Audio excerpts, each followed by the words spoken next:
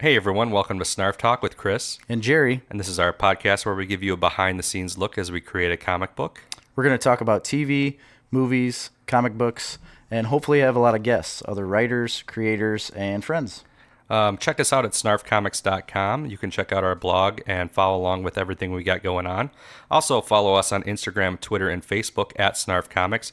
And please subscribe and leave a review on iTunes. Enjoy the episode.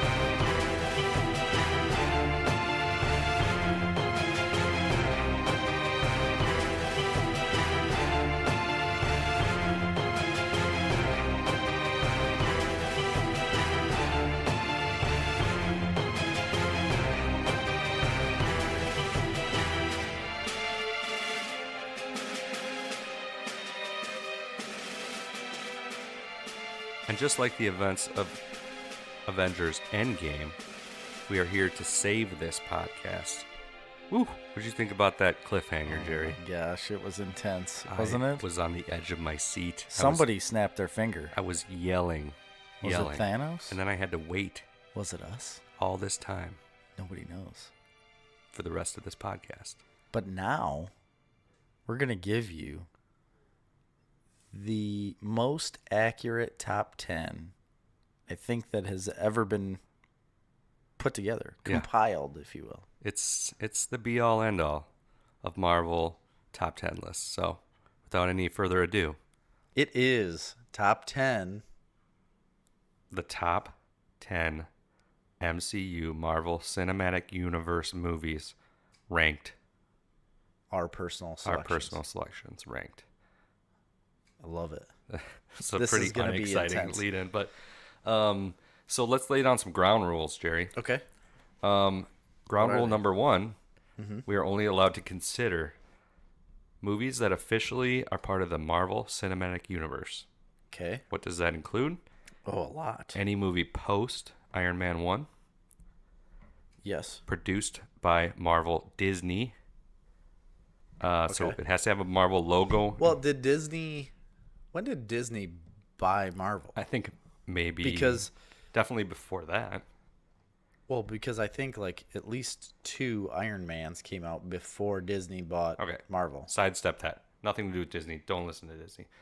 If it's got Marvel, the Marvel beginning, and Yes. it's part of All right. that universe. It doesn't matter. I'm going to fall into I'm falling into your demands. Okay. I'm just saying you can't count any of the X-Men movies universe because Gosh, I love them. they're produced by Fox, although Fox is going to be owned by Marvel, and some of the new Right. ones have Marvel show up before them. But technically, as far as we know to date, they do not exist in the same universe, correct? As far as I know. Okay. If there is a movie outside of the Marvel universe that directly references the Marvel universe, it's fair game. Okay. Okay? Yeah. So we're going to have honorable mentions here. We do. Right? Okay. Let's get started. You want to go first? And we're going shoot. You did you not rank these already? Yeah, I've just got 11 and I'm really Well, one of them is an honorable mention because I got a couple of those. okay. I'm going to have to figure out which one. All right, I've got my honorable mention. Okay. That out of the top 10. Are you ready now? You're supposed to have this done pre-show. So my number 10 Yes. is going to be, and you're probably going to scold me over this. Okay. Wait. Before you say your number 10. Okay. We're going to have probably a lot of the same ones. Of course. So we're just going to discuss them once. And then when the next person says it, if they have a similar one, we'll just kind of That's whatever. fine. Go ahead, number 10. My number 10 is going to be Ant-Man, the first Ant-Man. Okay. The reason I'm putting it, I guess I would say that low, is Or because that high. well, yeah, I guess it's that high. You don't have it in your top 10? I'm not telling you what is in my Okay. top 10 yet. Well, I know you love that movie, though. I know you've liked it. do love that movie. You've liked it a lot. But the reason I'm going to put it at 10 is because I don't feel like it's got the backbone. the gravitas. Yeah, really, that the other movies have, like the weight. I feel like Ant-Man's been used as a side character. It's like a side thing Marvel's doing. I know they brought him in Civil War. That's great. I know he's coming back in Endgame, Infinity War Endgame. But he feels like an extra character, right? Gotcha. And I love Paul Rudd and everything he's done. I love Paul Rudd Even as in Ant-Man. Wanderlust? Yes, I love Wanderlust. Interesting. You don't like that movie? No, I do. It's funny. I like him. I didn't think that movie was that good, though. Holy smokes! Do you remember the? I don't really remember the movie, to be honest. Wasn't him and Jennifer Aniston or something? Yeah, but don't you remember the scene where he's in the bedroom and he's like, "You want this dick?" Yeah, I do. Oh, he's got That was a great thing. one-liners. Yeah. Okay, we'll talk about Slap that. in the bass. Yeah, that's I love in. you, man. I love you, man. That's a Yeah, good that's movie, great though. That's a great movie. So My either way, favorite thing, but on the side thing, I love you, man, is when they go golfing, and I still say this all the time. Yeah. And he's like, "We're gonna go golfing with the girls." And he's like, "No, I don't golf with women." And so then they go on the golf course, and I don't remember and this one of the girls is just like hacking and hitting the ball like 2 Yeah. inches, and Jason Segel just like throws up saying, "That goes, this is my nightmare. This is my nightmare." So every time I go golfing on like an outing, I'm like, "Nah, I don't golf with women. Sorry." I'm gonna have to use that because I don't remember that part. This is my nightmare. This is my nightmare. Yeah, rewatch that scene. It's very good. I Anyway, love that movie though. I do too. Yeah. So Ant-Man, I feel like I do love the movie, and I think Ant-Man and the Wasp is really good too. They definitely didn't make my top 10, but I like only Ant-Man and the because- Wasp, but it's not a top 10 movie. no, It's a fun sequel, but that's about it. I only think I just think that they've used it as a side character. I like the character though, just kind of extra. Okay. You're gonna be blown away that I don't have one movie in this top 10. Fair enough. Go ahead. Okay. I will let that explanation rest, and I'll do my number 10, Iron Man. The first Iron Man, Okay. original Iron Man. Yeah. That is probably a little high for most people's list, or low for most people's lists. I think a lot of people would have it higher, but my reasoning putting that in, it's funny because when you said There's so Ant-Man, many- you were trying to justify it being lower, and now, I mean, I feel like 10 is pretty high. Ant-Man at 10 is, I think most people wouldn't maybe. have that on their I guess you're list. right. I guess you're right. Now, Iron Man, 'Cause- I'm throwing in there because, first of all, it's possibly the greatest origin movie of any comic book character we've ever seen, by far. Yeah, I would agree, and it's amazing that they did that as the first one. Yeah, and it's the first one. But, I mean, the main reason it's on there is because it started everything.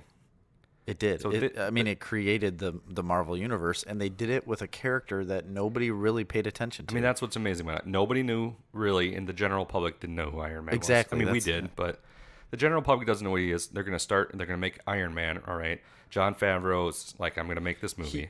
I think here's what caught people's attention with that movie, in my opinion, is that so with people that knew comic books originally, they were immediately caught like Iron Man. They're doing an Iron Man, like not something you would have thought that they would pick right off the bat. I think and a lot it of people's- immediately brought intrigue and like. What are they going to do with Iron Man, and how are they going to make a movie out of it? So you were like sold right away. Then you have the other people that weren't into comic books, and they're like, what's this Iron Man character? And they find out about him, and they're like, well, I want to see that because it's a guy in a suit flying around and he's a billionaire. Right. You know what I mean? Like, it works on two different ends where people were drawn to this character right off the bat because they wanted to see it on the big screen rather than read about it because most Americans are lazy. I think pre-2008 there was a lot of chatter about that when that movie said they were going to make that movie, and it was just a lot of, well, it's because they don't own Spider-Man or X-Men or Fantastic Four or any of the big Marvel properties, so they got to go down the list and they got to make Iron Man because that's all they got. Well, makes sense. But it was a negative vibe people were putting out. Yeah. But anyway, Jon Favreau decides to make this movie and fights tooth and nail to cast Robert Downey Jr. Yeah. Okay, he was not in a place in Hollywood at that time where he was a popular actor. I would say he had a lot of issues, and he was a big liability for the studio to even. He had to really convince them to cast him, right. But he really believed he was perfect for the role. Turns out he's probably that's the most perfect casting that's ever existed. I can't tell you a guy that would be a better Iron Man or could even do Iron Man. I don't even know if I could tell you. I mean, Robert Downey Jr. could play anything. He's amazingly brilliant. I'm just saying the character of Iron Man. Like, if you look at the comic books, I don't know who could play that character other than him. Right.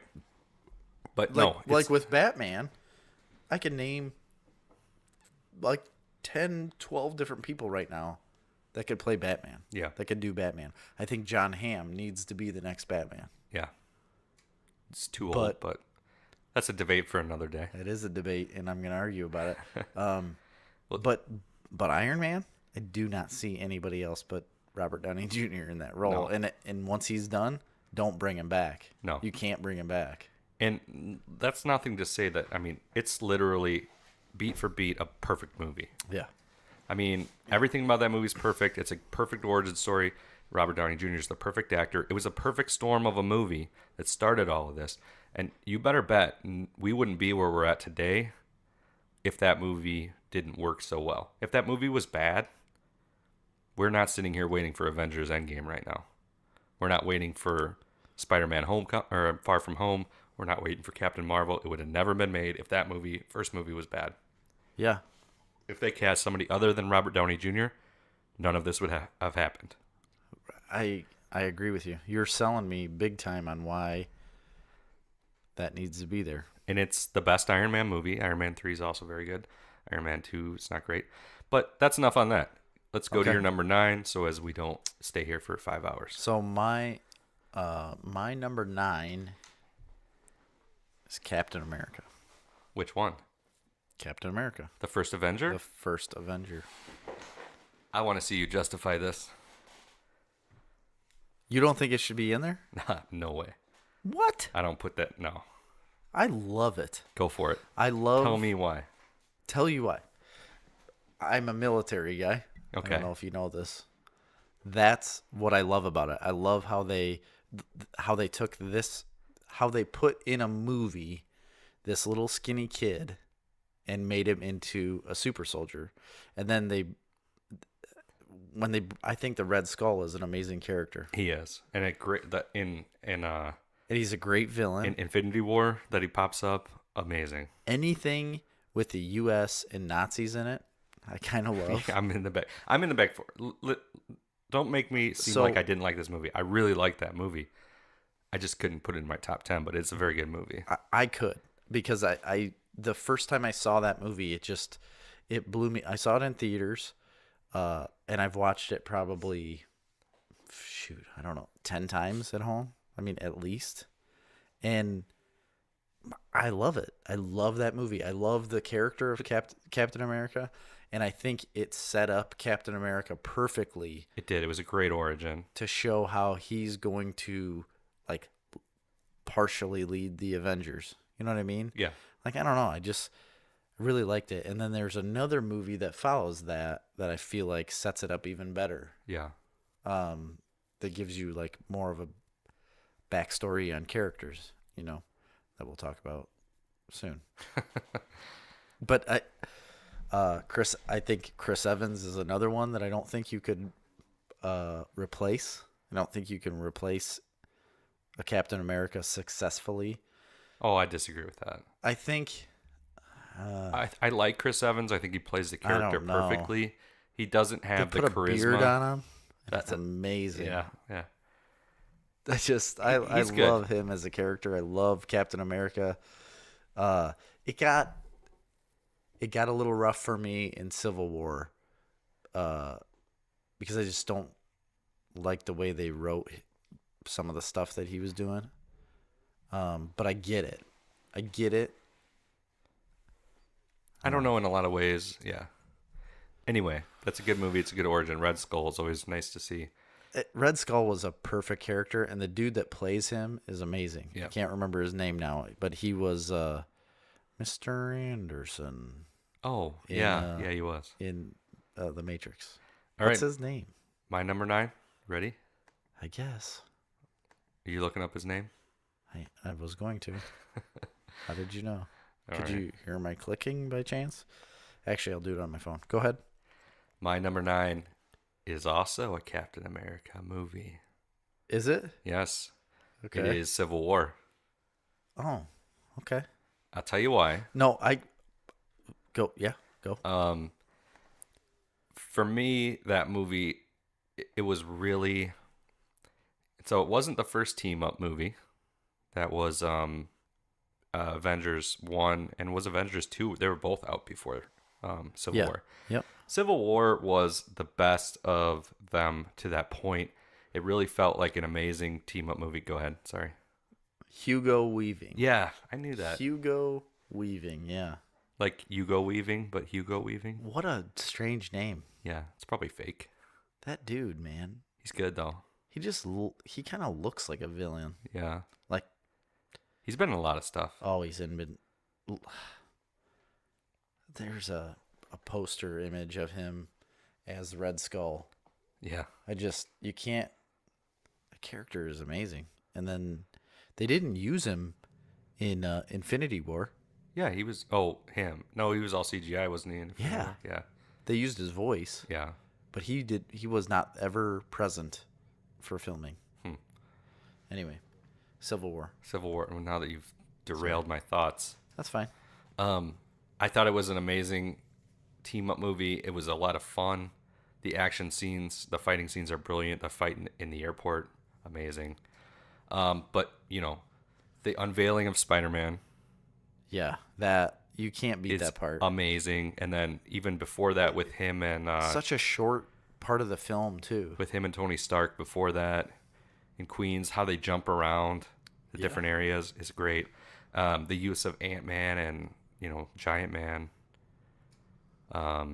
fantastic. Giant Man was really Wasn't good. that the So that's another part that sold me on Ant-Man was that. yeah?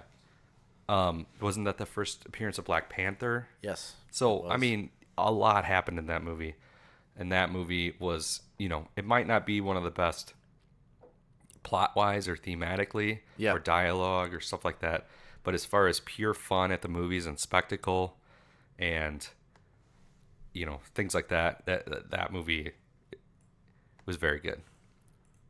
Your number 8? That was Civil War. That was Civil War. Was my number 9. So Okay, now you're well, on 8.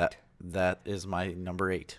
Is Civil War. Oh, there you go. That's where Captain America kind of ties in a little bit with that. So why at 8? What do you get out of that movie? So kind of the same with you. Like I love how Iron Man and Captain America clash, but I do feel like I think the movie as a whole is amazing. Like the fight scenes are amazing. I love how they put in Black Panther. Absolutely love how they put in Spider-Man, even though it's such a small part. But it is somewhat annoying to me about the argument there. I feel like it's just weak. Yeah. It's just a weak argument to where I don't feel like it needs to cause that big of an issue. I don't know that they did that aspect of the movie as well as the comic book. No, they didn't. They did not. Yeah. What I do love about that movie is the villain. Yes. Well, I would absolutely agree. The biggest thing is like where I loved Captain America, where Chris Evans comes out strong as like I'm going to be the guy that saves the United States. I'm going to be the guy that leads like a charge for something. I feel like he somewhat has that in Civil War, but I feel like I don't know, they portray him as a little bit like sketchy. I don't know how else to explain it. Like not necessarily sketchy, but like outside of the realm of what the US needs to do or what the Avengers need to do. I shouldn't say US. Like outside of what the Avengers need to do. I think they portray it more as like a Tony Stark movie, an Iron Man movie. Yeah, they do, for sure. But you got to remember his character is coming out of Winter Soldier, Yes. where he's felt betrayed by the government. Right. So that's kind of big. the mindset of that. Yeah. I love the scene where Black Widow lets him go in the hangar. Right. It's good. She's I love the great. villain, and I love how he's not a super powered villain. He's just this guy who's manipulated all these events to make all this happen, and for no real reason other than revenge. That's all it is. And then at the end, it's basically just like, well, I've done what I needed to do, and I'm gonna shoot myself. Or I don't remember what happens at the end. Yeah, I don't really remember either. Didn't he shoot himself? I just really want to get to number 7. Okay, Sorry. I'm gonna go to number 8. My number 8, Captain America, Oh, really? Winter Soldier. Okay. All right. Okay, God, Great. man, I wouldn't have guessed this much love for the Captain America movies, but Me either. Actually. number 8, I'm giving Winter Soldier because, first of all, it's a phenomenal movie. Yeah. Second of all, Robert Redford's amazing. Yep. He is absolutely in it. Yeah. Continue. It blew me away that he was that evil, I guess. Like I didn't think he was going to be relatively evil. Yeah. Also, Go ahead. the introduction of Winter Soldier, who, as a character, I love. I still collect the issues. Yep. But my main reason for that is because it's not a comic book movie. It's not. It's a spy thriller. Yeah, not in the aspect of what the rest of the comic book movies have been. In tone, in plot, in everything. Structure of the movie is completely different. It's almost a perfect movie. And it's a spy thriller, and it's agree. not a comic book movie. It's a spy thriller that happens to have a guy That's who has tied to Captain America. who has a red, white, and blue outfit on. Yeah. But you put him in a black jumpsuit, and you Yeah. can make a Mission Impossible movie. You know what I mean? You can make a... But the character of the Winter Soldier is amazing because he's kind of an offshoot. You know, like you don't pay attention to him, but he comes in big ways when he needs to be. Yeah. You know, and you don't know if he's going to come in I love a how they're good way, using them now. and you don't know if he's going to come in a good way or a bad way. Right. You know what I mean? And it's like, I don't know. Let's see what Bucky does. You know, and it could be this or that. I thoroughly believe that after Endgame, Chris Evans will not be back. No, Bucky's going to be I Captain believe America. that, Bucky, the Winter Yes. Soldier, will become Captain America. It's happened in the comics. Yep. It's And either that's what that they're- or Falcon. One of the two. I don't want it to be Falcon. It needs to be Bucky. I do like Anthony Mackie, too, though. Oh, for sure. I do like It's not him. that interesting of a character, That's the unfortunately. problem.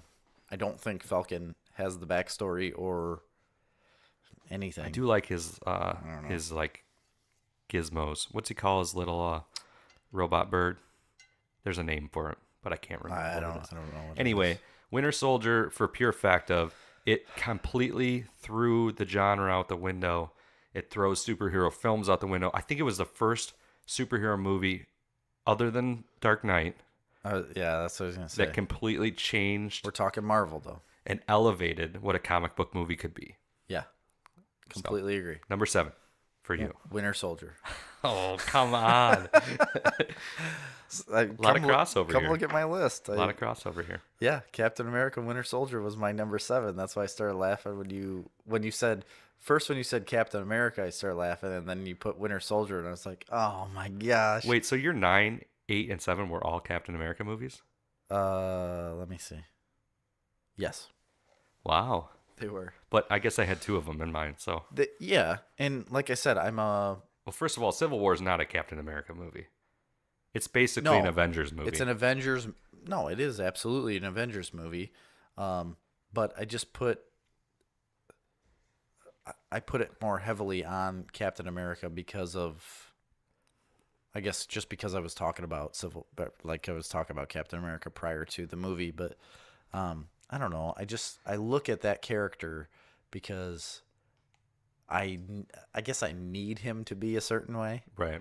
and he just wasn't that way in that movie. But the movie as a whole, as a Marvel movie, is definitely in the top 10. Right. Winter Soldier, again, that character, you turned me on to that character because I remember being in your house and you were showing me like the whole run, like everything you had of Winter Soldier, and I was like, man, I really need to start looking into this. So Comixology, looked into Comixology, started reading a bunch of Winter Soldier, and man, that character is just so good. Well, okay, let's not to mention 2 weeks ago it would have been now.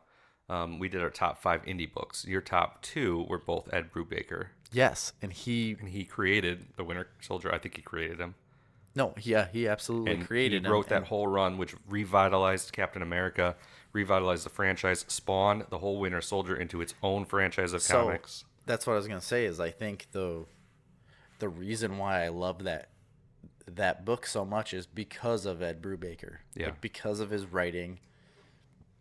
All of his writing that I've read before that was stuff that I loved. Like I just, I don't know. Like, I just naturally liked his writing and liked his stories, and all of like his tone and the way he writes just translates into the Winter Soldier and makes that story really good. It's kind of like you said, a spy thriller type story that Ed Brubaker does so well. Yeah. Because of the Fade Out, because of Fatale, because of Criminal. Like it all ties together. And when you get up to, I think a lot of those books like prepared him for what the Winter Soldier is for a superhero. You know what I mean? Like, if he's going to do a superhero book, I don't see him doing anything else than what Winter Soldier is, because he's like military,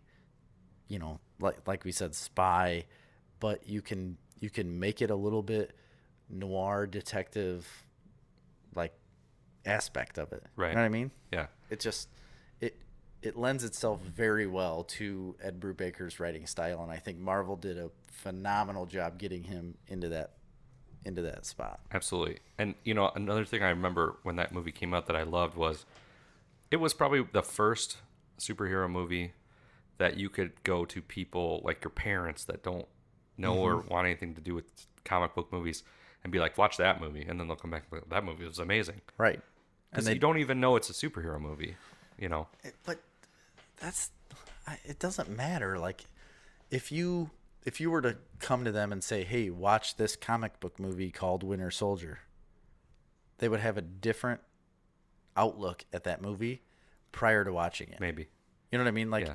coming into that movie, they'd be like, it's a comic book movie, so they're gonna think of it differently. But my point is, there's a whole lot of people that automatically dismiss comic book movies and don't want anything to do with them. That's Now, my it's point. a small minority of people, obviously, because they're making billions of dollars. But that's my point, is like, if you say the words, watch this comic book movie, Winter Soldier, they're going to come into that movie with a different attitude, Right. and say, well, maybe I don't really like it. But if you just said, oh, you want a good like spy movie or thriller, Right. watch this movie called Winter Soldier. Right. I agree. And we got to remember, when that movie came out, we weren't this far down the road. No, we weren't. What year did I don't that even come think out? 2012? you could consider comic book movies to be a genre kind of on its own. Now it's a whole. It is now. It's not even just a genre. It's franchise. like there was westerns. There's comic book movies. Yeah, you're There's right. this, that, whatever. Yeah. All right, let's go on. So That was my 7. Your 7. my 7 is Spider-Man: Homecoming. Oh man. Okay. This I'm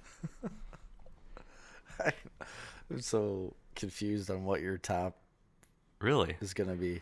okay. Spider-Man: Homecoming, I think is an incredible movie.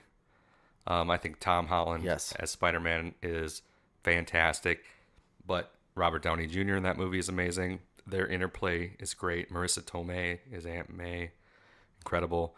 But what really takes the cake of that movie is Michael Keaton as a Vulture. His whole storyline, they show his pre-story. You sympathize with him as a villain, and then that car ride. I can't get over that, dude. I can't get over that car ride and the way Michael Keaton played that whole. I mean, Tom Holland did great, but Michael Keaton drove that scene, and it was driving a scene through a rearview mirror inside the car, like looking at his eyes through there when he's like looking up in the mirror, and you see from Tom Holland's perspective. Oh man, I couldn't handle it. Yeah, it is so good. I mean, and going with my theme so far, it was like a first for them in a movie. It was a kind of a lighthearted teen comedy version of a comic book movie. So it was something different inside the genre of comic book movies, just like Winter Soldier was a spy thriller, and just like Civil War was whatever, and just like Iron Man was the first and an origin story, Spider-Man Homecoming was a John Hughes movie. It was. You know, it was 16 Candles, Spider-Man. Yeah. You know, it was not 16 Candles. Think of a better John Hughes movie. Breakfast Club. Sure. It was that. And it had everything. It had all the beats, and it hit them all perfectly. It was perfectly cast. And, you know, you could easily, if they didn't have Michael Keaton, you could easily look at the Vulture and be like, this is going to be a bad generic villain. A throwaway character, yeah. But they give the villain its due. And this is something that Marvel hasn't always done very well. Yep. They don't have a lot of good villains. They have Loki, fantastic villain. Yeah, absolutely. But he's like an anti-villain almost, like an anti-hero, I guess you'd call it. But I mean, as far as, I'm talking pre-Thanos, yeah, to that point, they just had not good villains. Whereas DC and Batman is always, you know, villains were the movie, you know. Right, they are. And, you know, they didn't have that at Marvel. And, you know, to take a character like the Vulture, I can't get over it. And to make that, and not only that, he's not a main villain. But the amazing thing about that movie is that this guy isn't a villain at the beginning of the movie. He's a scrapper, and that's the great thing about it. He is scrapping the remains of the attack on New York. Yeah, and it's just cool. He's turned into a movie because of, or a movie. He's turned into a villain because of like societal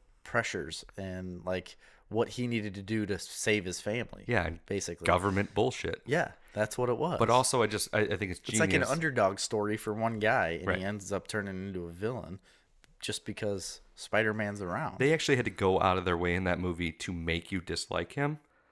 Yes, because it could have been easily not the case at all. Right, and the only reason you don't like him is because of like the weapons. Like, well, I mean, that's what I mean. Weapons and it doesn't even get till the end of the movie when he kills somebody. Yeah, and you feel like they threw that scene in because they're like, wait, people are gonna like this guy too much. Yeah, and you've got to hate him at some point. You know? Now, I mean, this doesn't take anything away from earlier Spider-Man movies, the Tobey Maguire movies, which I loved. I loved all of them but 3. Well, okay. I loved 1 and 2. Spider-Man 1 and 2, very good. Yeah. Who was 3, the villain in 2? I guess I shouldn't say I didn't. You know, I think 3 gets a bad rap because of the whole black suit turning weird, you know, dancing down the street thing. Disco dancing. What was the villain in Sandman 2? was in that, right? Yeah. Doc Ock was in 2. Oh, okay. Yeah, that was a good one. It was great. Doc Ock's really good. All of those were good, and they're amazing. But this is just different, and it doesn't have to be better. It is better, but everything from his suit is to his eyes, and they've perfected the suit and what Spider-Man should look like. But you get just, like I said, it's a perfect storm of Tom Holland being perfect, the look being perfect, the tone being perfect, the John Hughes aspect, the aspect of it being a high school movie, and then Robert Downey Jr. Because that's what it is. His relationship with Iron Man, which is amazing, and sets up later. Yep. And then the villain. So anyway, we can move on from that, but great movie nonetheless. So you're on to number 6. Okay. And it is Thor Ragnarok. Okay. I love this movie. It's not super serious. It takes place after a lot of things happen in the whole Marvel universe. I So I think Hulk gets a bad rap in a lot of his movies because his standalone movies haven't held up, which right? I liked I personally, like him but too. I really do. I loved Edward Norton as the Hulk. Honestly, I did too. I did. Um, but Thor Ragnarok, it gives a little bit more. Um, it what it gives more to the character of Hulk because he's only Hulk in that movie, right? But it shows him as more than just Hulk smash. It shows him as like Gave the him Hulk talking to someone and the Hulk acting like a child because the Hulk is kind of a child. right. You know, he's kind of a like an adolescent that doesn't know any better. Yeah. And you learn that there. You learn it in the comic books, but you learn it there In the that comic movie. books, there's kind of an evolution of Hulk. Yeah. And there's different versions of Hulk. Yeah. And they're doing that in the movies, but if they're doing it so subtly that if you don't know that, you probably wouldn't You even wouldn't pick up pick on it up. Yeah. And so Thor as a character I love. I love Chris Hemsworth as Thor. I think it's phenomenal. But that movie when they especially when they're fighting each other. Gosh, that's so great. When he like comes down out of the sky and just he could like just destroy him, you know, and he doesn't. He won, but they stopped the fight. I don't know everything about that movie, and then you get Valkyrie involved with it too. She was phenomenal. It- And you're forgetting the what's his name, Jeff Goldblum in that movie. Oh, Jeff Goldblum is Incredible. fantastic. That is the perfect role for Jeff Yes. Goldblum in any comic book movie that you could ever get. It's Jeff Goldblum being Jeff Goldblum Being in Jeff a comic book Goldblum, movie, yes. and it's great. Yes, No, exactly. that is It's the a humor really in that fun- movie is incredible. It's so fun. Yeah, It's still got heart, and yeah, that's a great pick. yeah. Thor Ragnarok is by far the best Thor movie. It's almost like a Guardians movie wrapped up in a It is. Thor and Hulk movie. And I really loved the director of that was, I don't know how to pronounce his name, but it's Taika Waititi. Watiti, yep. And I think he's New Zealand, right? Yeah, he's. Uh-huh. Anyway, he voices what's the Rock guy's name? I think that I he's don't the voice remember, of him. but he is, yeah. Anyway, I mean that part's fantastic. Hilarious. Thor Ragnarok is based on the comic. What's that guy that he's holding? I can't remember. And he's like, he's dead. he's dead. Yeah. Valkyrie too, and Valkyrie's going to be big going forward. Yep. In the franchise, and Yeah. she was perfect in it. No, but that was heavily based on Planet Hulk. Yeah. It's all based off Planet Hulk. Yeah. My favorite Easter egg of that movie is on the tower on the planet. Okay. They have the faces of the champions. I think one of the faces is Hulk, and there's another face for somebody else. On the side of that tower is the face of Beta Ray Bill. I never noticed this. Yeah. Oh yeah. Really? Yes. I don't know if that's going to be a throwaway probably type of thing. I love the character of Beta Ray Bill. Yeah. So we can move on. My number, what are we on? 6. Is Guardians of the Galaxy Volume 2. Really? Yes. I think this movie is fantastic. It has so much going for it. Yep. You don't agree? Continue. I think it has so much going for it. I'm a huge fan of the Guardians franchise in Love it. general. But there's a lot of heart to it. I love it. I just love the whole storyline. I think it's I just think it's more of the same, in some ways even better than the first movie. Yes. And I've always said that. I've said it since the movie came out. I think it is better than the first Guardians. Okay. I love the first Guardians. Yes. I know where the first Guardians is going to rank in your list. you think you know, but you don't know anything. I think I do. I think I do know. But Guardians 2 to me is, and it was a sleeper too. I'm gonna say, I mean, as much as I absolutely adored and loved Guardians of the Galaxy, I in no way thought there was any chance that they would be able to hit another home run. Yeah. But it was even different than that, because I wouldn't even say, oh, they hit a home run, because it was a completely different movie than the first movie. Absolutely, And it was such a small story in a cosmic universe. Here's what catches me in this movie. They give you so much humor and what do I say? Like humor and like affability, I guess you'd say. Like it's like you can laugh at everything that's happening, It's so fun. but yet there's an extreme amount of like heart behind all of that. Heart and just like devastating, not devastating necessarily in a bad way, but it somewhat in a bad way to Star-Lord's character. Yeah. Like he is so invested in his dad that like all he wanted was to find his dad, and then he found out like, holy cow, I'm part of like this bigger thing. Like I could be almost like a god. You know what I mean? Like I have so much to look forward to, and this guy knew my mom, and you know, and his dad comes to him as like, of course I knew your mom and I loved her. She was such a great person, and everything you remember of her, like I remember of her, and she's great. And then all of a sudden it takes this turn where he's like, wait a minute. Like you said you loved my mom, but I don't think you loved her the same way I did. right.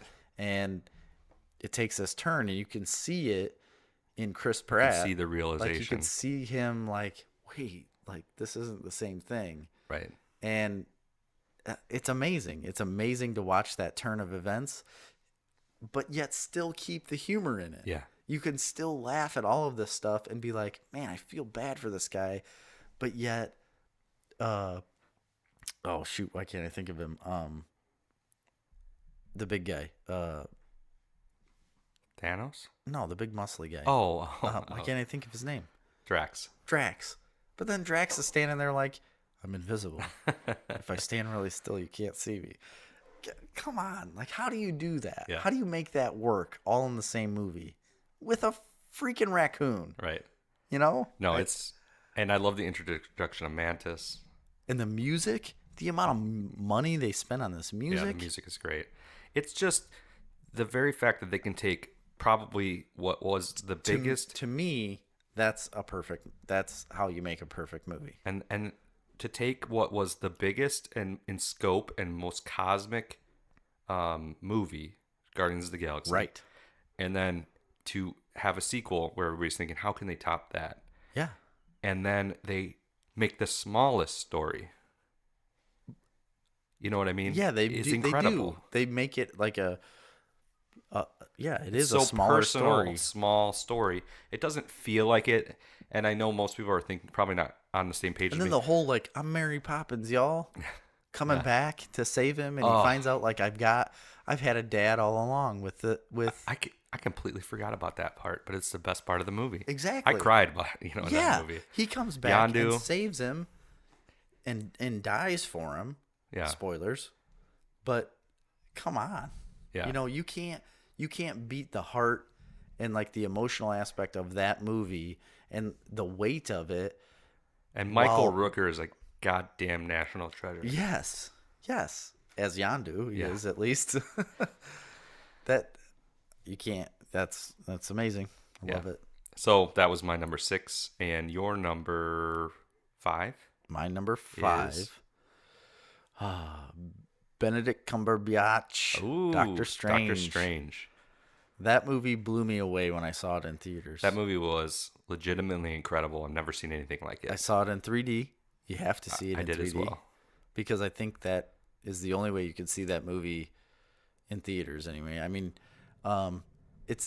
so I would put it on the same aspect as Avatar. So I saw Avatar in 3D, and ever since I saw it outside of theaters, like on regular TV, it's never been the same. No, it's not. So Doctor Strange. You mean Dances with Wolves in Space? Yeah, that movie. It's literally That's the same. Dances with No, Wolves. I know. Doctor Strange is somewhat close to that. I think the story is better in Doctor Strange because I like it better. But it is harder for me to watch it because it's not in 3D, just because of the effects. They Like, sell all of the effects they sell they do. 3D televisions, Jerry. I don't have that. I don't have those things, Chris. I have a TV that works, and I haven't replaced it. There you go. I think Benedict Cumberbatch I say it wrong every time. I think he's a really good Doctor Strange. I think he fits the character really well. I think it's a really good origin story for the character to get to know him, because it is a strange. Yeah, that wasn't on purpose. It is a strange character to understand. Yeah. It's one of those out there comic book properties that would be hard for the general public to get to know. But I think they did a really, really good job for the very first movie of Doctor Strange for you to get to know him, who he is, who the character is, what he's doing, and how he relates to the rest of the Marvel Universe. I would bet. And why you need him. You need that character. Willing to bet that the majority of people, even that liked comic book movies to that point, probably didn't know that character unless they played a video game, related to Marvel Comics. Right. They probably didn't know that character. That's probably the first character they've done that nobody's heard of that isn't somewhat in the know. Maybe Ant-Man, you could argue, but, and for them to do that and for it to work so well. Yeah. And the only reason I knew anything about him prior to the movie is because of Kevin Smith. Kevin Smith had talked about him a lot prior to the movie coming out on a lot of. You didn't know Doctor Strange? I mean, I knew the character of him. I just hadn't read I hadn't read any of the stuff really. So I started reading more about him and reading actual comic books of him, and I was like, man, this character's got so much stuff that falls right into my wheelhouse, like everything I love. And reading up on him and then seeing the movie, I just fell in love with it. So I think my first exposure to Doctor Strange, well, first of all, beside that, there's a really phenomenal animated Doctor Strange movie. Yeah. I don't know if it came out prior to the... What's that called? I can't remember, but it was on Netflix. I'm not sure if it is anymore. I think it still is, and I just glanced over it. What that movie was called, but it's like Doctor Strange and something. I mean, it's a great origin story. It's Doctor Strange, Sorcerer Supreme. Sorcerer Supreme, yes, because he is, and it's really good. But even before that, I think it was probably. I mean, I think he popped up in the animated Spider-Man show from the '90s a couple times. Okay, but any real exposure came from a video game. I can't remember what the name of the game was, but it was a Marvel team-up game where you were overhead, and you could have multiplayer. I can't remember what it was called. It was a good game though. Yeah. But no, that was definitely a phenomenal movie. Yep. I mean, doesn't get much better than that, except for my number 5. That you think is better than my number 5? I don't know. Maybe it's Thor Ragnarok, which we've talked about. Okay. Again, and I had it at 6. My reason at number 5 for Thor Ragnarok is now we're in the top 5, so these are the best of the best. Yep. And that is one of the best of the best. And it's one of those movies that it's timeless and it's really hilarious. Yeah. And it's nonstop hilarious through it. And there's great. It's again, like you said, the first with the Hulk having a real role in anything. Right. But the big standout to Thor Ragnarok is Chris Hemsworth. It is, yeah. I feel like you gain more from that movie and learning about Thor and learning about his character than you do out of the Thor movies. I think you gain more about seeing how brilliant of an actor Chris Hemsworth is from that movie. I challenge everybody listening right now to watch Thor Ragnarok and then right after that watch the first Thor movie. Because it is 180 degrees a different character. Yeah. And he speaks with a Norse Viking accent yeah. in the first movie, for most of the movie. Yep. He kind of plays it like you don't really... I mean, he's perfect for the role, of course, in the first Thor movie, but you can tell the role is his looks. Yep. He wasn't in the character yet. He shows incredible range as an actor, and I think that guy, as a leading man, could do anything after that movie. I mean, I agree with you. He completely broke that. I mean, I know he had some glimpses in the first Avengers movie, and he showed his humorous side, but that movie's incredible, and I think it's just because it takes you on such a ride to a whole different world. It's like nothing you've seen before, really. It moves from the beginning of that movie where he's fighting what's that guy? Where he's fighting that demon guy, Oh yeah. the big demon guy, and whatever It's like it is. the Ragnarok guy. Yeah. So he's fighting him, and then it goes to where he's like a gladiator, and then it goes to where he's like saving everything. And like his interplay with Loki, Perfect. and they're as brothers, their kind of interdynamic play is Yeah. amazing. And not only do they have funny scenes together, their relationship really starts. You kind of learn the complexities of it, and it's a really good movie all around. Super fun. And the fact that it leads directly into Infinity War, like the end of that movie is the beginning of Infinity War. Yep. Is just, to me, it's incredible. Yeah, how they did that, the way they did that is amazing. My kids love that movie. That's all they ever want to Oh watch. yeah, Okay, so that was your, what was that, 5? that was my number 5. 5. Yep. So we're getting into 4. We're getting. I mean, this in general is the top 5, but now we're getting into the real. My number 4 is Guardians of the Galaxy. Oh right. The very first one. Because the whole reason I put it at number 4 and this high is that they took a property that literally nobody knew about. We talked about how a lot of people didn't know Iron Man. We talked about how a lot of people didn't really understand Hulk. If you didn't understand those people, you certainly didn't know Guardians of the Galaxy. For sure. I mean, it just was out there, and I remember when they As a comic book fan, I didn't know him except for the animated movies. Kevin Smith is way more in depth with comic books than we have ever been, I would say. And I absolutely remember the podcast where he was like, well, it looks like Marvel's doing a Guardians of the Galaxy movie when they announced it. And he's like, we'll see what they do here. Was not thrilled about it. Thought it was kind of a sketchy move by Marvel. And I was like, I don't know. I didn't really know anything about it. And I didn't go and read the comic books because I was like, doesn't sound like anything I would really like. Then the movie came out. And it was the most fun thing I had watched up to that point. Right. And it literally like threw me into this world that I never knew I wanted, never knew I needed, never knew it existed, and loved every second of it. And it made me so invested in all of those characters. It's something to say for, not coming into something without any idea. Yeah. Being completely wowed. That's what made it better, I think, for me, is that I was completely wowed over them not knowing, with me not knowing anything about it. And they did it perfect. Yeah. It was like, I don't know, like the visuals of that movie were just out of this world. It was just so good.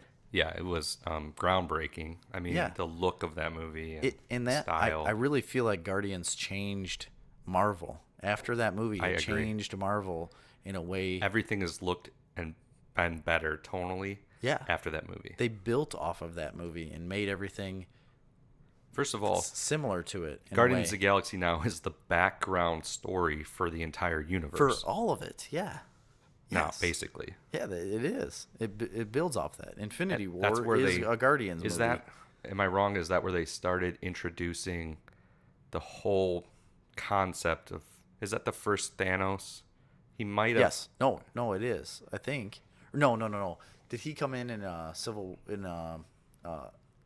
Captain America movie?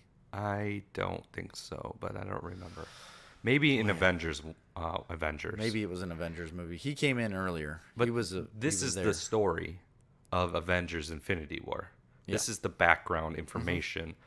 And it's just an incredible movie all around. The soundtrack's amazing. Yeah. Everything's Again, picture perfect. Like the amount of money they spent on music is staggering, because the music that they play in both of those movies, Guardians and Guardians 2, I can't imagine the amount of money that they spent on this stuff. Yeah. Like, that was a huge budget. Yeah. Huge budget. Not only on visual effects, but just music. To just turn an unknown property, and then overnight, it's just like on every lunchbox, every backpack, everything, and to be the most known property Right. of probably any Marvel movie at this point. It It's is. incredible that you can achieve that. Literally on a Wednesday, nobody knew anything about this, and except for maybe seeing a trailer, and on a Friday, it's probably the most known merchandised Marvel property that exists. Yeah. And it turns into, like I said, like my kids love those movies. My kids love Guardians. And they would have never, ever, I would have never introduced them to that ever before. And now. Now my son is 5 now, 5.5. That movie's been from a long time ago. He's maybe 2 or 3 when it came out. Probably before that even. Yeah. At a time when he didn't like any of these movies. I mean, he wanted cartoons. He didn't want to watch live action movies, but he loved that movie. Yeah. From when as a 2-year-old. Yeah. He would sit and watch that movie before he would even watch anything. Yeah. And there's a reason for that. It's the way it was made. Should we go on to my number 4? Yep. My number 4 is better than Thor Ragnarok. My number 4 is better than Guardians of the Galaxy Volume 2. And it's better than Spider-Man and everything else we've said. Okay. It's Ant-Man. Really? You put Ant-Man that high? Yeah, I do. And I'll tell you why. If you just follow me, Jerry. Okay, Follow me 'cause down on a journey. I thought you thought it was high that I put it at 10. No, I'm putting it at number 4. Going with my reasoning here on this number 10, which I've explained many times before. Winter Soldier was a spy movie. Spider-Man Homecoming was a John Hughes movie. Thor Ragnarok, whatever. Ant-Man is a heist movie. Yeah. Okay, it's not really a comic book movie. It's a first in the genre of taking the gigantic world that is comic book movies and then telling a small heist story Yeah. with perfect casting. Yep. And I Paul agree. Rudd is great and hilarious. So he's perfect in that movie, but the whole movie's funny. It's light. It's fun. If you're looking at something as a pure movie, it's hard to have a better time at the movies than when at Ant-Man. Yeah. It's less heavy than anything else. Oh, I don't feel like it's very heavy at all. And here's what really, that's empty. Okay. Here's what really bugs me about DC and Marvel, right? Is that, well, what bugs me about DC, I guess I should say. So Ant-Man can come in and make Kurt Douglas, right? Or was it Michael Douglas? Michael Douglas. Michael Douglas look like Kirk Douglas was Spartacus. Kirk was. I said Kurt. Kurt Russell you're thinking of. I am thinking of Kurt Russell. You're right. I am thinking of Kurt Russell. Anyway, Michael Douglas. They made him look like That was a first, I like think. a 30-year-old. Well, they did it with Robert Downey Jr. in one of the movies. Remember they aged him down to play. They did. That was He was a simulation in the movie when he was with his parents. Yeah, what movie Civil was War. that? That was in Civil That War. was Civil War. You're right. Anyway, they made him look super young, and they can't take a mustache off of Superman. Yeah. And make his mouth look normal. Yeah. Give me a break. Spend some money, and make that look good. Right. Because they took Ant-Man.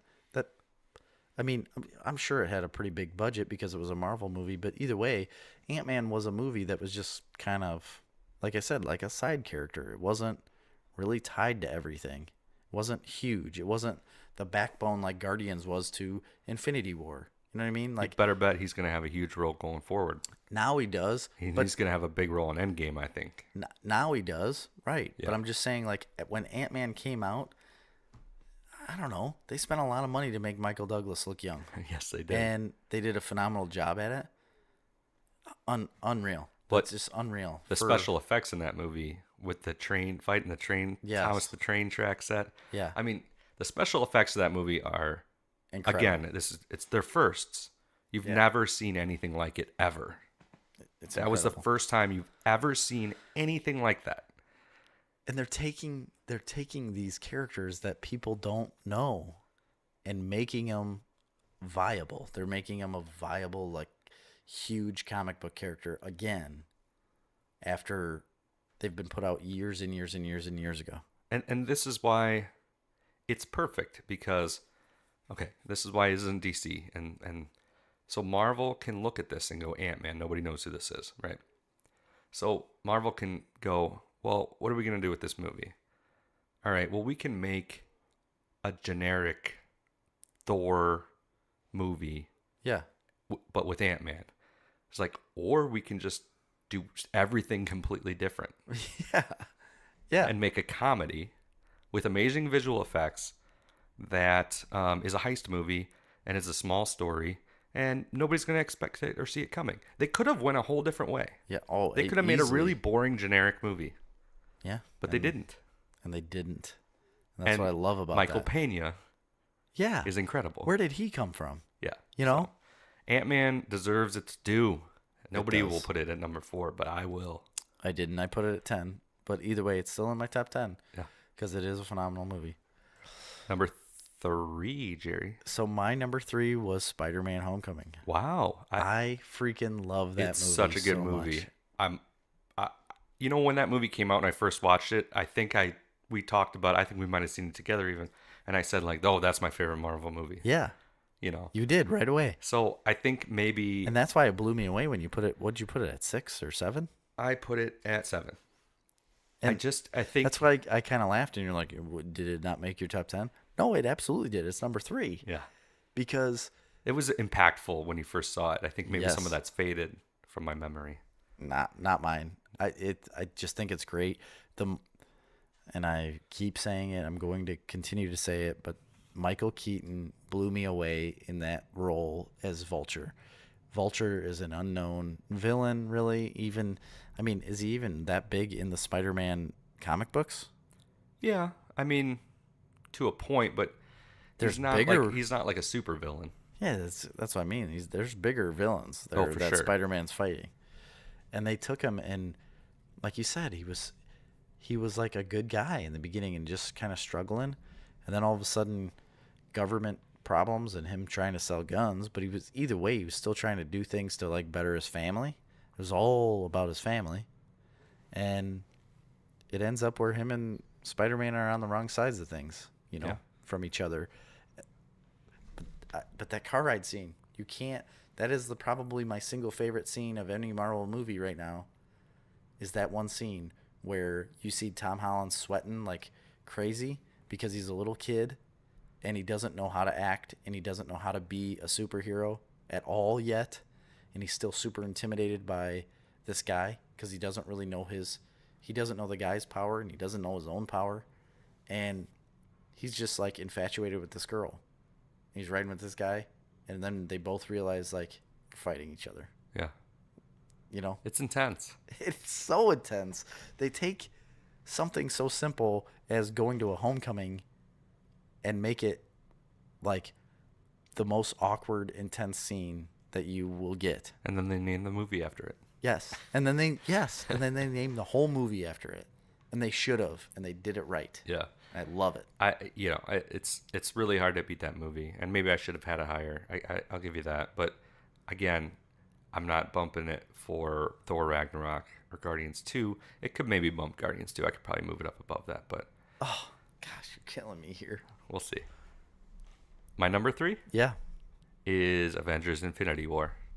Wow. I don't know what your top 2 is. You don't? No, I don't. No, you won't. Avengers. I do think I know one of them. So, Infinity War. There's what can you say about it? I mean, it's the apex. It is. It's the apex. It's not it's. I'm an emotional guy, and I like the emotion in that. I like the emotion with Thanos. He almost makes you believe him. Yeah, for sure. He's a sympathetic villain in a way. Yeah. I mean, the way he says it, it's like he's saying like there's no need for these people to suffer. There's no need for like the world to be this bad. And the only way to fix this is just to lighten it up a bit. Yeah, and he's seen his own world crumble. Yeah, and he's like, I don't want that to happen again. He's the best Marvel villain. Yeah. maybe outside of Loki, who's kind of not really a villain. I don't consider him like a real villain. I mean, let's just beat for beat. I mean, it's amazing the fact that it starts right at the heels of Thor Ragnarok. That's amazing. Mm-hmm. We have a Hulk. Right. The whole first thing is an amazing scene. And then, spoilers, when they kill Loki, Yeah.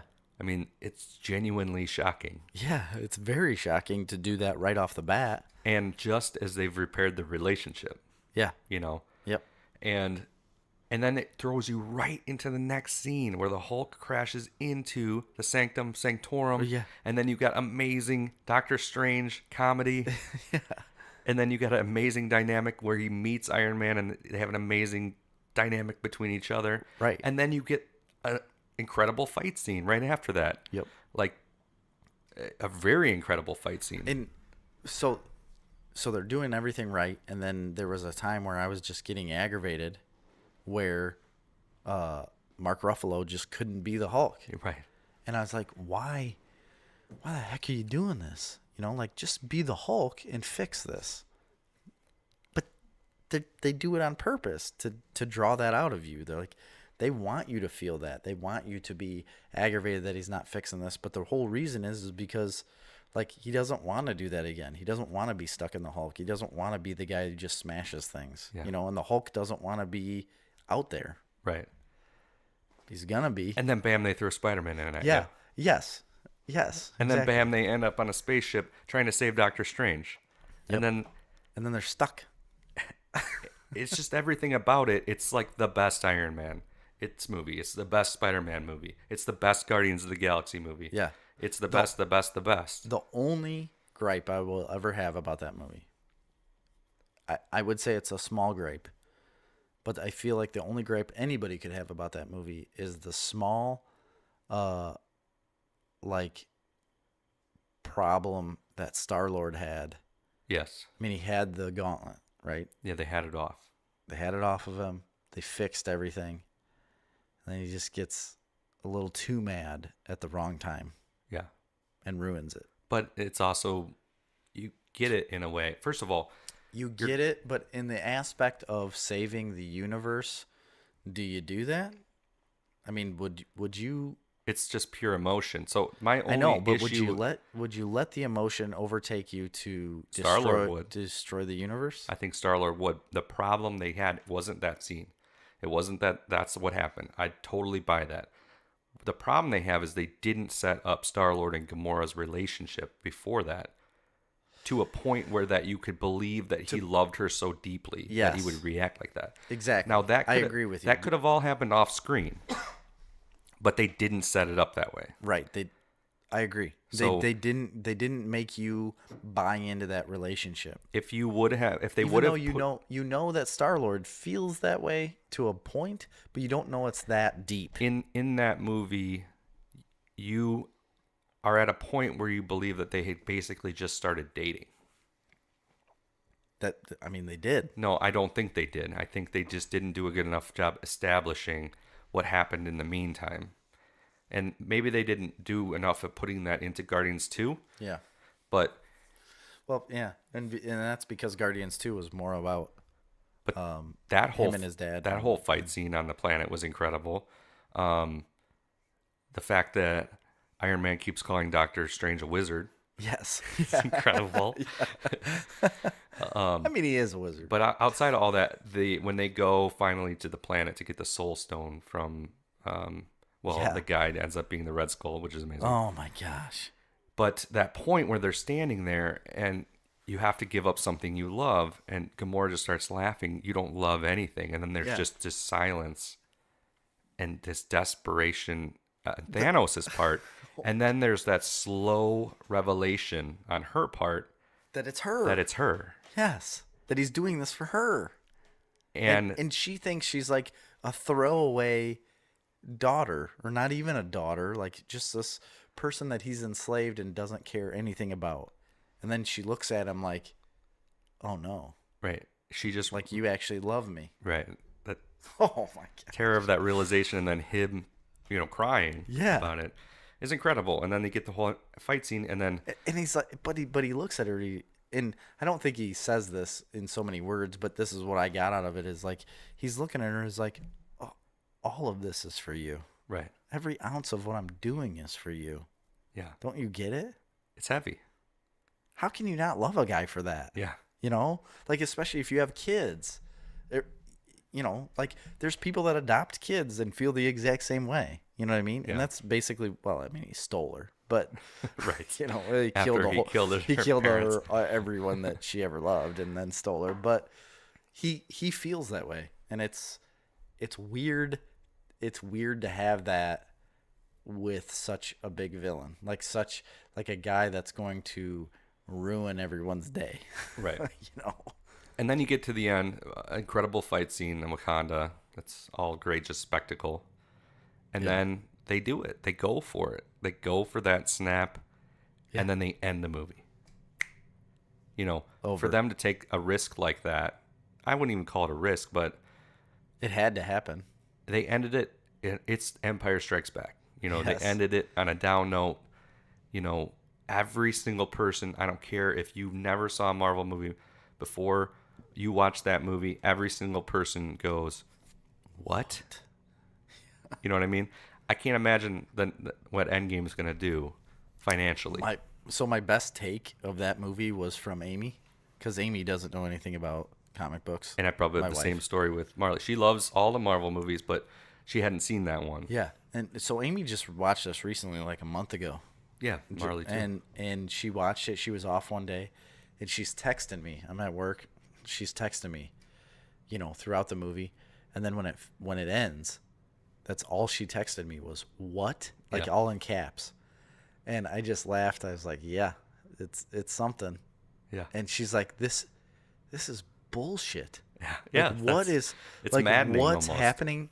What's happening to this? She's like, they can't do this. They cannot do this to us. Yeah. And that's what she told me when I got home. And I said, just hang on. To make a $2 billion franchise movie a cliffhanger is incredible. The balls that can even happen. But like I said, they had to. They had to do this. But then but on top of that, to make, and the Avengers franchise has had its issues. I think Age of Ultron wasn't a very good movie. The first Avengers, I think, was a good movie because, well, we'll get into that later. But this isn't a Avengers movie. No, it's This not. is a Thanos movie. He's the main character of this movie. This is his story. Yeah, he's the protagonist and the villain at the same time. It's a Guardian and Thanos movie. Yeah. Like Guardians But this movie's about Thanos. It is. It's 100% about Thanos. The second part of this movie is going to be about the Avengers, I feel like. I agree. And new characters, really. So anyway, Infinity War, number 3, incredible movie. So, Your number 2? Infinity War. Oh, okay. So we covered that. Yeah. Do you have anything more to say about your reasoning for that? No, I mean we covered it. I forgot to say more weight. I put a little more weight on it because I think it's a better movie than you do. Yeah. Well, you're probably right, but I mean, there's an argument that it could be number 1 because it's the apex culmination of everything that Marvel has achieved up to that point. I certainly struggled. I really struggled with my 1 and 2. You're not gonna agree with my number 1, but I do. Okay. Obviously. But in my theme of first, it could be number 1. Avengers Infinity is the first time that Marvel has ever made a movie about a villain. Yeah. And it's the best villain story that they've made. Arguments maybe for Vulture. Loki, you can't really consider. I still think it's still a better villain than Vulture. But yeah. Villain-wise, I think it's better. I enjoy the dynamic between Spider-Man and Vulture, and I enjoy how,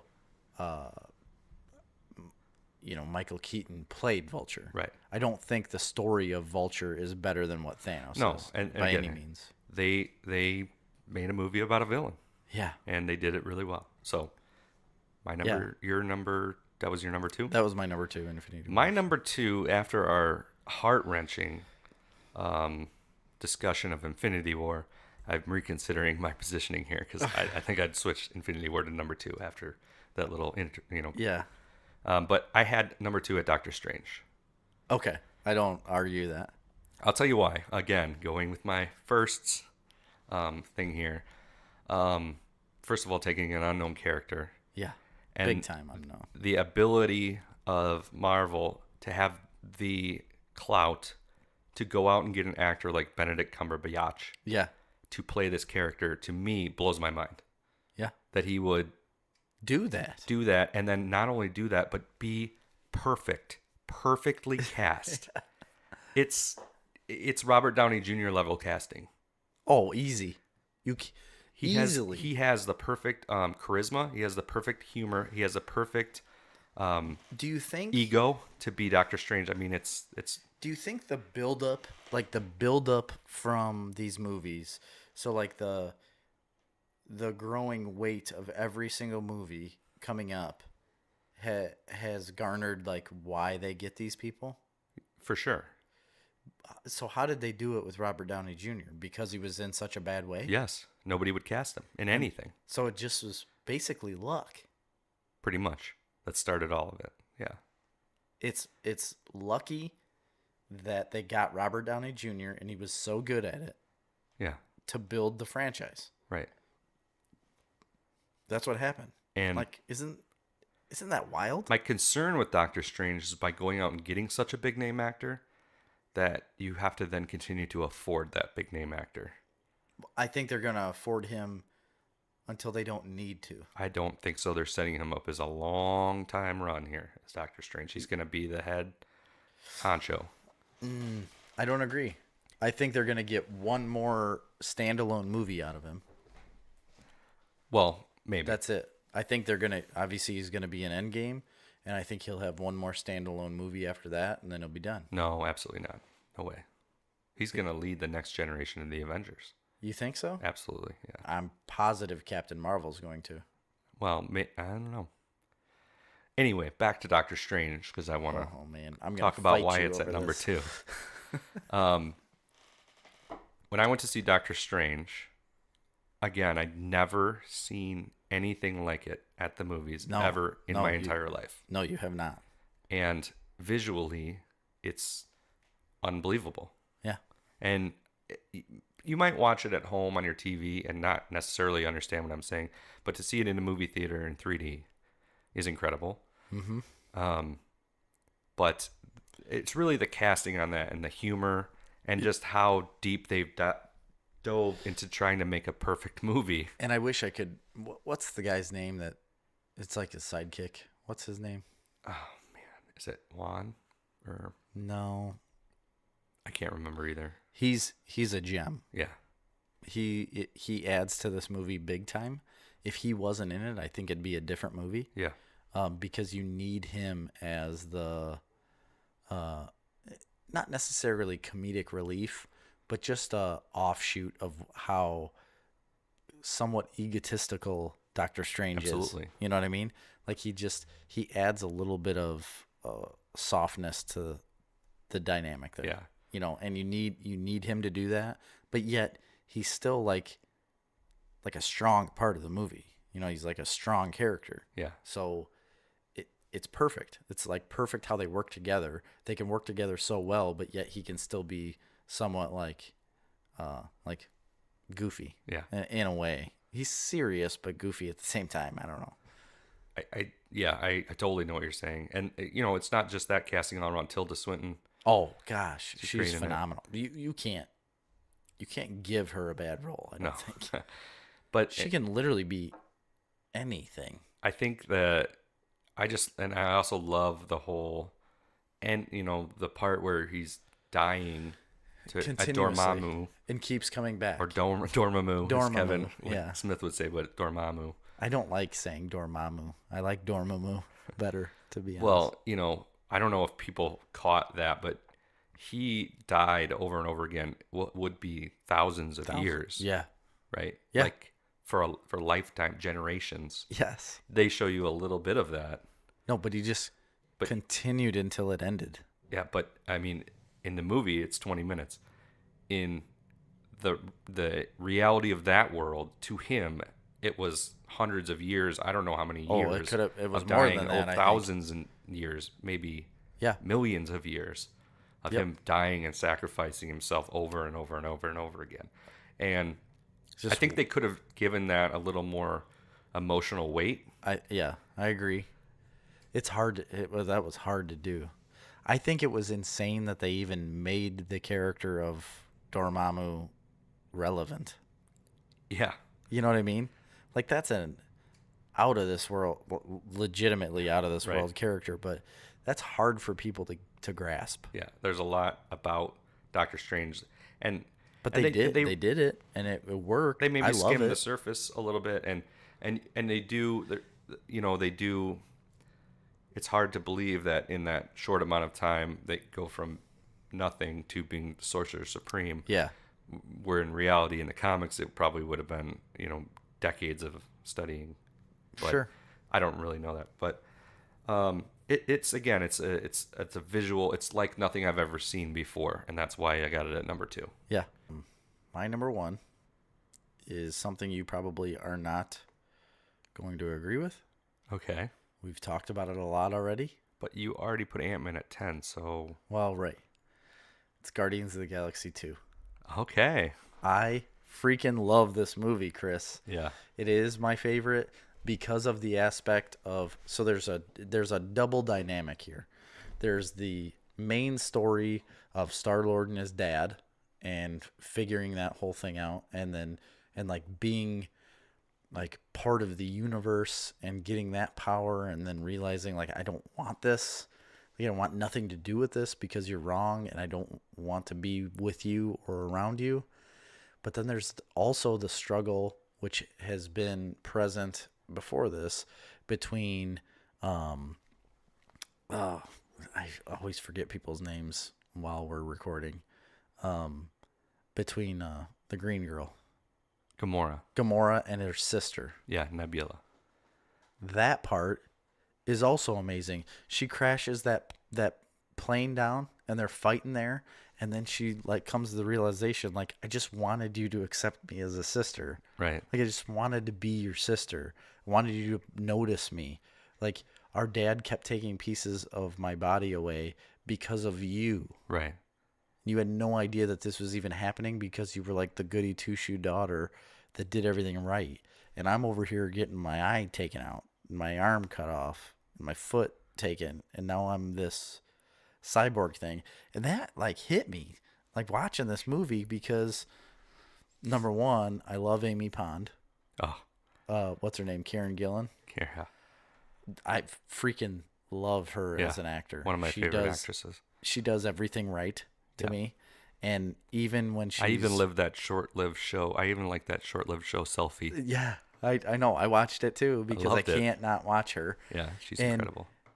So even when she's a cyborg blue thing, she came across like super genuine. Like, I just wanted to have a sister. Yeah. And you were my only thing.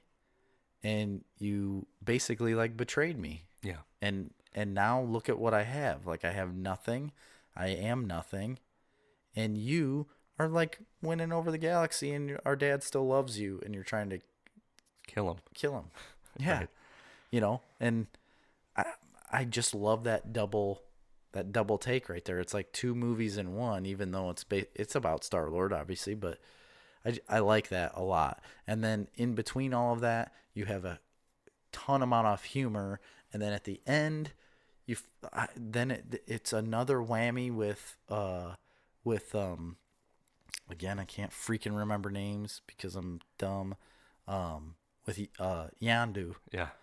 Yandu coming in being like, dude, I've loved you all along too. Like, I took you in as my son. We are father and son regardless of actual ties. Yeah. You know? And they're coming down. He's like, I'm Mary Poppins, y'all. How can you freaking beat that line? Because he's like, he says, what's he say? He's like, is he cool? Like, yeah, he's cool. He's cool. Like, And Sylvester Stallone's in it. yeah, Sylvester Stallone. And then the whole, like, at the end, they celebrate Yondu's life, you know, even though they, like, discarded him. But he was doing things for Star-Lord, basically. I just... To take... The emotional aspect of a movie that is funny is amazing to me. Yeah. And it's like It's hard to do. it's like a space opera. To take, again, one of the biggest franchises that exists at that point, okay, after Guardians of the Galaxy 1, probably even bigger than Avengers at that point. Yeah. To take the biggest franchise that exists in the most cosmic scale adventure that's, on par with a Star Wars or something like that, as Yes. far as its scope and scale. Its scope, yeah. And then to make a tiny little movie about family. Yeah. It's incredible. It is incredible. And then It's about family in all aspects. I mean, that's the whole movie. it is the entire movie. And in every relationship, in with Groot and Yes. with Rocket. I mean, that's searching That's the to thing. belong, and that's the whole Guardians of the Galaxy thing, is a bunch of misfits that just can't figure out how to belong. And I feel like my whole argument forever, and I'm sure you do too, is like my whole argument forever about comic books is to relate them to people and to tell people like you will find something that you love about these stories regardless of how ridiculous you think they are. You think that these stories are ridiculous because it's a picture book, right? But then you watch this movie and there's a raccoon and there's a tree guy that turns into a baby tree now, and then there's Drax, who knows who he is, and there's a green girl and Star-Lord and all of these ridiculous things that when you write it down on paper and read it to somebody, they'd be like, you are insane for saying any of that. But then you watch it on the big screen, and for us, like reading a lot of, I haven't read Guardians of the Galaxy, but any other comic book, reading that kind of stuff and trying to relate that to people is hard to do. This movie did that. Yeah. This movie related those stories and the emotional aspect, and the part that I try to tell people, like, is why I try to tell people to like read Y the Last Man. Like, that's amazing. Saga. There's a huge story there, but a guy has horns and a tail. Right. You know what I mean? Like, yes, there's aliens and raccoons and talking trees, but look past that stuff, and you're gonna find something that you relate to and makes you want to cry and laugh at the same time. Yeah. And then to do that and make it funny and fun and entertaining. And it'll make you look at your own kids and be like, man, love you, dude. Like, it's something you can't take it for granted. And I think that movie encompassed all of that in such a good short picture and small story. Like you said, like it's a small encompassed story, and it's my favorite. Yeah. It's a good one. Yeah. It's not as good as my number one. Okay. Which is the number one best Marvel movie I think of I know all what time. I think I know what you're gonna guess. It's Guardians of the Galaxy, Oh, the first one. that's what I guessed earlier. What did you think it was going to be? No, that's what I told you it was gonna be. That's what I told you it was gonna be. Was that? Didn't I? What were you just going to say? Was you thought was going to be my first? Okay. Well, I thought it was gonna be a different one, but I don't think it's a Marvel property. Exactly. Was it? Okay. Well, you can tell me later, I guess. Yeah. Just talk about Guardians. So the number one best one is Guardians of the Galaxy. I'll tell you why. Everything you said about Guardians 2, yeah. for the most part, applies to Guardians 1. Not necessarily the small family story, but it's a movie about people trying to belong, and it's a movie about people trying to deal with their past. Mm-hmm. And it was a flyer, man. Again, like we've said before, nobody knew that movie would be what it would be. And then from the very beginning, with the soundtrack, and the horrible was mom dying of cancer. Yeah. And then to a transition into that fun soundtrack. And I mean, again, it just caught everybody by surprise. It's so fun. It's so visually amazing. The scope and everything about that movie is just picture perfect. And it gives us Chris Pratt. Right. Yeah. As a bona fide superhero movie star for the first time. It did. It launched him. And Big time. he does it so much differently than anybody done it before. I think, to be honest, I think it's just his charisma, like as a person. Like him as Andy Dwyer in Parks and Recreation still comes through in his Star-Lord character. Absolutely. Even though you take him more seriously. Yeah. But he still has that goofy, like childlike, I should say, not childish, but childlike side. And you love it. Yeah. Like you want to love him as that person. And But yet he can still be a superhero. Yeah, and he can manage to do it in a completely different role in Jurassic World and a completely different character. Right. And it works as well, too. And he does the same thing there. Not as goofy. No, not as goofy. A way more serious take, but he's still and not as got that. superhero-y. But, aside from that, I mean, all the other casting in that movie is so great. I mean, Bradley Cooper is amazing.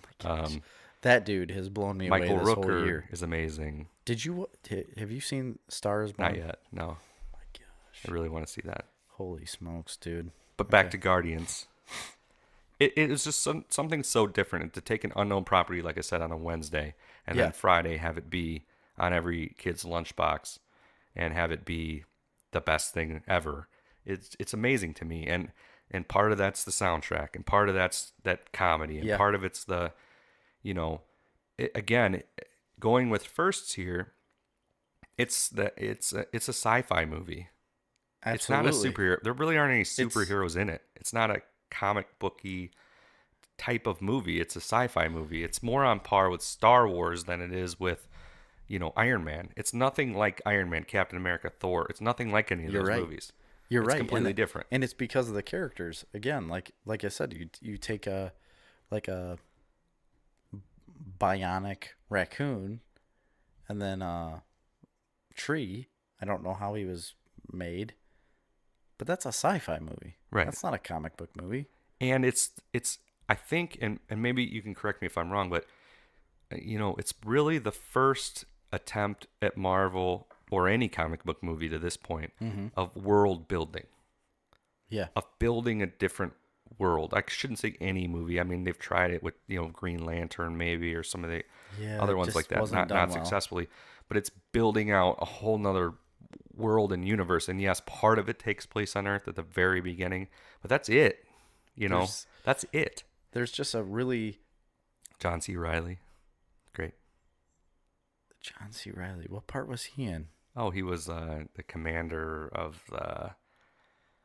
Oh, he was the guy that arrests Star-Lord. Yeah. Anyway. Okay, now I remember. But there's a special... Honestly, I think there's almost like a matrix that you have to follow in order to get the right people and the right thing together. If you would have changed one person out of their role or one aspect of the story, like small aspect even, I don't think it would come across or work the same way. Right. It just was like a perfect mold of people, like just a perfect blend of everyone together to make a good movie. This is what scares me about Guardians 3 is the whole, James Gunn's gone. He's not directing it. It's you really worried about it. Yeah, you remove that aspect of the movie, and because that's, and then there's a lot of him in that movie, right? As a director and film, writer too. I think he wrote it as well. Drax, what's the guy's name? Dave Bautista. He didn't even want to make the movie. He doesn't want to even be a part of the movie because James Gunn's gone. Yeah. So how do you make that if he's not there? He's gonna be there. Because I keep hearing that Guardians is happening. It's gonna happen.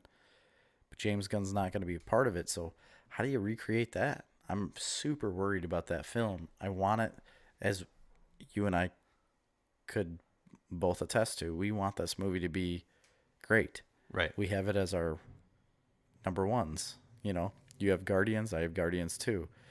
Those movies are good. Yeah. Obviously. So Guardians 3, boy. Hopefully you do all right. we're talking Marvel movies right now. I put Guardians of the Galaxy probably in my top 10, if not top 5, all movies. So what is? Let me ask you. So we got our top 10 That's it. Top solved. 10. We've got it. Let me ask you, like, what is it that you don't like about Guardians 2? Um, nothing. It's a really, really good movie. Well, I mean, there's something because you've got it at what? Number 6. Okay. Uh huh. I don't know. That's a good question. It probably should be higher. I'll give you that. But I mean, Guardians of the Galaxy is gonna always rank higher because it was the first, and it was so good, and it was so different, and it was different than anything else, and it built a world, and it came out the gate. And when you see Guardians of the Galaxy 2, while it's an amazing movie in itself, it's the second one. Like that's all been established. There was work done. There was a groundwork laid out. Yeah. And in my opinion, you have to give that credit I to get it. Guardians of the Galaxy 1. I mean, that would be my argument. Okay. It's a good argument. So, can you argue that Guardians of the Galaxy 2 is better than Ant-Man? Certainly. Of course, it's a better movie than Ant-Man. Yes. But Ant-Man's up there for me because it was different and it was something. That's why I rank things high. And all of these movies is because they bring something new to the table. Yeah. And that's been my theme going through. And I thought, I agree, but I still feel like Guardians was so different. I don't feel like Ant-Man was as groundbreaking as any of the Guardians franchise. no, it certainly wasn't. It doesn't matter. It doesn't matter one or two to me. I feel like even coming out with a second Guardians as soon as they did is still just as groundbreaking as the first Guardians. I'll give you that, but I'm not saying that it's groundbreaking, Ant-Man. What I was saying is that it's different in that it's small and it's on the side, Yeah. and it's a different type of movie. Yeah. It's not better because it's more groundbreaking. Guardians of the Galaxy is groundbreaking. Guardians of the Galaxy 2 in a way is groundbreaking because to take such a big story and make it so small. Yes, but I mean that's kind of where my head was at with that. Yeah, I get it. That's why I put it in the top 10, Yeah, you're probably right. But I don't know. I just think Guardians is better. All of the Guardians are I don't know. better. Maybe it's that it took me by surprise so much, Ant-Man in theaters. Maybe it was just See, and I didn't get to see Ant-Man in the movie theater.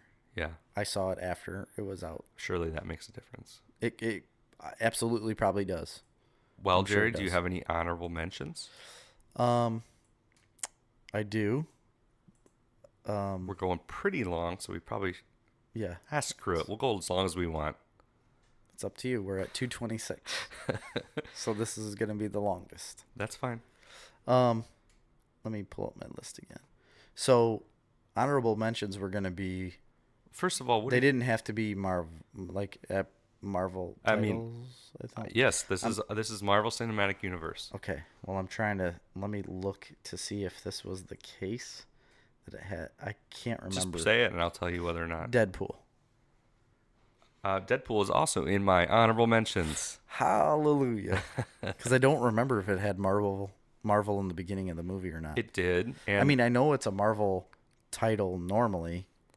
well, I mean, the reason why, in my estimation, why I'm counting Deadpool and most other ones, I would not, but I'm counting it in the Marvel Cinematic Universe because They yes, produce it, don't they? they distribute it, produce it, one of the two. Okay. Point is, it's made by Fox. Right. Okay. I understand that. So the reason it's in the Marvel Cinematic Universe is because he makes mention of that universe. He references, I believe, characters in the Avengers in that movie, which means it Yes. takes place in the universe of the Marvel stuff, I believe. Okay. So that's why I had it in there. I think I don't know, but again, Deadpool definitely is an honorable mention. It's not as good a movie as any of those, but it's again No, a because first. it's a first. It's a standalone. It's a rated R. It's But that's for me why it's an honorable mention because it's a rated R movie. Yeah, I agree. And It's made for adults. They did something completely different than every other movie ever did. Right. And they did what they wanted to do. Yes. Like Ryan Reynolds made that what he wanted it to Well, be. and that's another big point of mine is that is a passion project Yes, for for years. a decade or more from Ryan Reynolds. Is it that long? Yeah, he loves that character. He's been trying to make that movie for 10, maybe more than that years. He got a shot at it. It was done poorly. And he did it, but he did it well when he did it. The way, the right way. Right. The way he wanted to do it. He made that footage that they leaked on YouTube, which got that movie made. Did you know that? No, I didn't know this. He wanted that movie made. Nobody would make it. He went out and had it produced, a little short YouTube clip, which you can watch, and leaked it. It was basically a test screening. He leaked it on purpose? Leaked it on purpose. Okay. It got such a viral reaction that basically it forced Fox into saying, shit, all right, we'll give it a shot. Wow. So, I mean, and then it became huge, and, the only thing that sucks about Deadpool is that my son loves it and he's never seen it and he's not going to see it. Yeah, you can't. Yeah, but you it doesn't can't let matter. kids- yeah, He's still, but it's great. And Deadpool 2 I thought was fantastic, just as good as the first one, but I'm not putting it on an honorable mention because it's the second one. But So that was my first honorable mention. What's yours? Deadpool. Oh, that's your first honorable Yes, mention? it is. Okay. So I will go with another one. Yeah, go ahead. Logan. That does not count. Why? No, that is not in the Marvel Cinematic Universe. How is it not? It's not. It's in the I mean, X-Men universe. X-Men are a Marvel title. They're in the not, comic book world. We're not talking about comic books. We're talking Marvel Cinematic Universe. But There's no reference at any point in any X-Men title or any Wolverine or any Logan that it exists in the same universe as the Marvel movies. There is a deal going on right now where Disney is going to have all access to Fox titles. I get it. And Sony. And I believe there is a Marvel title card at the beginning of Logan. Yeah. But that's not the point. It's not in the same universe. It doesn't exist in the same universe. You told me if it had a Marvel title. No. I said if it had a Marvel title and it existed in the same universe. Oh, so now you're adding. Now, I guess you could say Deadpool clearly exists in the X-Men universe. Yes. In the movie because he's constantly referencing Wolverine. I think Wolverine has a cameo. He should. They fight each other. And Deadpool references the Marvel universe, so that's what makes Deadpool special. He's a crossover. But they're tied together. But Deadpool breaks the fourth wall, so he can do that. This is like 7. It's deep nerd stuff here. What's that called? Like 7 things of Kevin Bacon? Yeah, 6 degrees of separation. No, 7 degrees of Kevin Bacon. I don't know. Yeah. Point is, Logan definitely does not count. Save it, put it in your back pocket, so when we discuss the top 10 greatest comic book movies of all time. But it does not count unless I'll give something you that, but changes and brings it in. But there's no reference. Oh, there's going to be something that there's changes because Disney's going to be and Marvel are going to be making X-Men movies. Then maybe those going forward will exist in the same universe. But I'm going to tell you, even if Disney made Logan, it would not count because it's not in the Marvel Cinematic Universe. That means an interconnected universe that are all existing in the same reality. Well, then I can't tell you my next one. No, maybe you can't, but I'll tell you my next one, which is Spider-Man Into the Spider-Verse. Oh, you didn't even put that in your top 10? No, I didn't. I haven't seen it, so I can't rank it. I wouldn't put it in my top 10, but we've talked about this movie before. Wait a minute. How did you not put it in your top 10 when you told me that it is probably the best comic book movie you've ever watched? Like, movie that looks like a comic book. Correct. Or it has been made into a comic book. It's the best comic book movie of all time in the aspect of looking and feeling like a comic book. But we're ranking not comic book movies. We're ranking, movies that happen to be about comic book based characters. I feel like it's a pretty low ranking movie then. Like, that's not very good. It's very, very, very good. It's in my honorable mention, but it's different than That shows you those how other good ones. the rest of these movies are. Yeah. Well, I'm telling you, it's a very, very good movie in how it looks and how it feels and how it is a comic book leapt off the page onto the Yeah. screen. Yep. That would be it's other than that, it's not on the same level as those other movies. No. Do That's you, surprising. do you have a number 2 since Logan doesn't count? Well, no. Okay. Let me. Logan doesn't count. X-Men First Class won't count. No. Can I research? No. We Oh. don't have time for that, Jerry. Then You no. don't need to have any more. I have one more honorable mention, and that's Avengers, the first Avenger movie. And Yeah. again, because I didn't think that it would be as good as it was. It had a lot of humor, Yeah. and it was the first superhero team up movie ever. Yeah. So, I guess that then I would. Oh, wait a minute. I did have one because I moved it. I had 11 on my list originally, and it was Iron Man 3. okay, that's a really good movie. I love Iron Man 3. Shane Black. I've just recently watched it. So when I was like dying of a fever and stuff, I watched it like 2 days in a row. Grady and I watched it together, and he loves it. Absolutely loves it. We watched it all the way through like 2 times in a row, I think. And it's amazing. Like I love that movie. Yeah. I would put it I do put it above the first Iron Man, even though the first Iron Man was what I would say groundbreaking because it is like the first really big Marvel superhero movie, and something that like threw superheroes in the face of, like America, Right. basically. But I still feel like Iron Man 3 is a better put together story. I think they got Iron Man as a character better, and I think it was far enough along to where he like refined himself and refined the character better, and made the story better. Right. I could agree with that as a movie, yes, but on my list it's because of other factors. Robert Downey Jr. Yeah, and the beginning of it all. Yeah. Absent from all of our lists, by the way, is one that consistently makes number 1 or number 2 on most lists you find online, which is Black Panther. Yeah, I don't It's know. okay. I wasn't a big believer in the hype. I mean, it was a good movie. Yeah, it is a good movie. But I think maybe it's getting a little more just for its cultural impact. And Yeah. it did have a really big cultural impact, and I'll give it that. Huge. But as a movie and as a story, I don't think it was particularly. I mean, I guess it was particularly groundbreaking from a cultural aspect, but in the Marvel Cinematic Universe, I don't know that it was. Story wise, was a little bit lacking compared to others. Yeah. I think like what's that guy's name? The bad guy's name? Michael B. Jordan. Killmonger. Killmonger. That's a phenomenal character. Yeah, that was really good. He's really good. He's gonna have his own story, right? Or his own thing on. I don't know.